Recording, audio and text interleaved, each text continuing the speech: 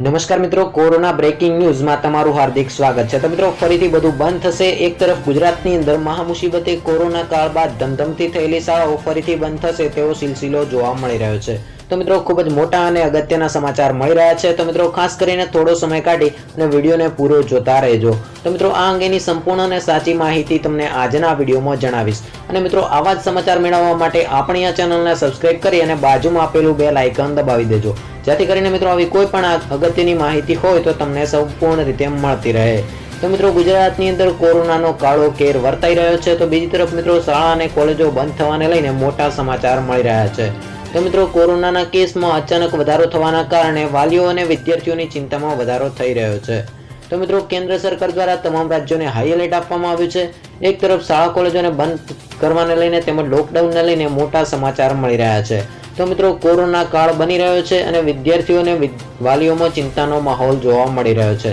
તો મિત્રો, છેલ્લા 24 કલાકની અંદર 500 થી વધારે પણ કોરોનાના નવા કેસ જોવા મળી રહ્યા છે। તો મિત્રો, સમગ્ર ભારતની અંદર કોરોનાએ હાહાકાર મચાવ્યો છે અને મિત્રો, આંકડો 80,000ને પાર થઈ ચૂક્યો છે।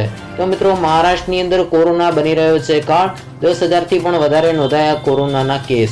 તો બીજી તરફ મિત્રો, સુરતની સ્થિતિ પણ કોરોનાને લઈને ગંભીર થઈ રહી છે। તો મિત્રો, સુરતની અંદર નવો યુકેનો સ્ટ્રેન જોવા મળી રહ્યો છે, જેના કારણે મિત્રો સમગ્ર સુરતની અંદર હાહાકાર થઈ રહ્યો છે।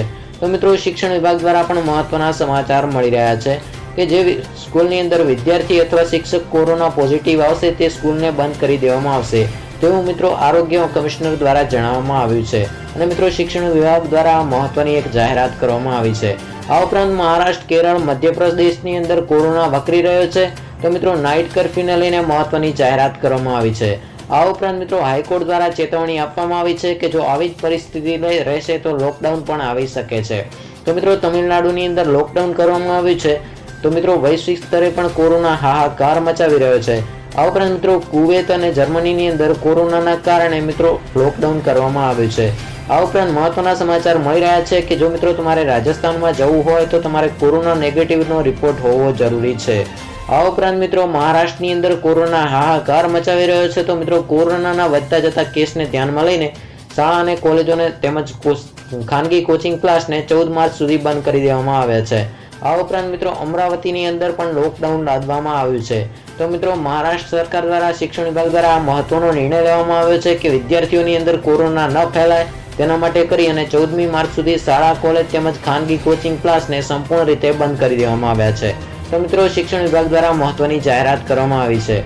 તો મિત્રો, ગુજરાતની અંદર શાળા કોલેજો બંધ થવાની છે નહીં, પરંતુ જો મિત્રો કોરોનાના કેસમાં અચાનક વધારો થશે તો મિત્રો ગુજરાતની અંદર પણ શાળા કોલેજો બંધ થઈ શકે છે। તો મિત્રો, ગુજરાતની અંદર અત્યાર સુધી તો શાળા અને કોલેજો ચાલુ જ છે અને મિત્રો ગુજરાતને લગતી કોઈ પણ અપડેટ હશે તો તમને સૌથી પ્રથમ આપણી આ ચેનલ પર વિડીયોના માધ્યમથી જાણ કરવામાં આવશે। તો મિત્રો, આ હતા કોરોના, લોકડાઉન તેમજ રાત્રિ કર્ફ્યુને લઈને ખૂબ જ અગત્યના અને મોટા સમાચાર। જો મિત્રો, દરેક વ્યક્તિઓએ જાણવા ખૂબ જ અગત્યના હતા। તો મિત્રો, આજનો આ વિડીયો જો તમને ગમે હોય તો વિડીયોને લાઈક કરી તમારા મિત્રો સુધી જરૂરથી શેર કરજો, જેથી કરીને મિત્રો એમને પણ સાચી અને સચોટ માહિતી મળતી રહે। અને મિત્રો, આવા જ સમાચાર મેળવવા માટે આપણી આ ચેનલને સબસ્ક્રાઇબ કરજો। તો મિત્રો, ફરી મળીશું નવા વિડીયોમાં। જય હિન્દ, જય ભારત।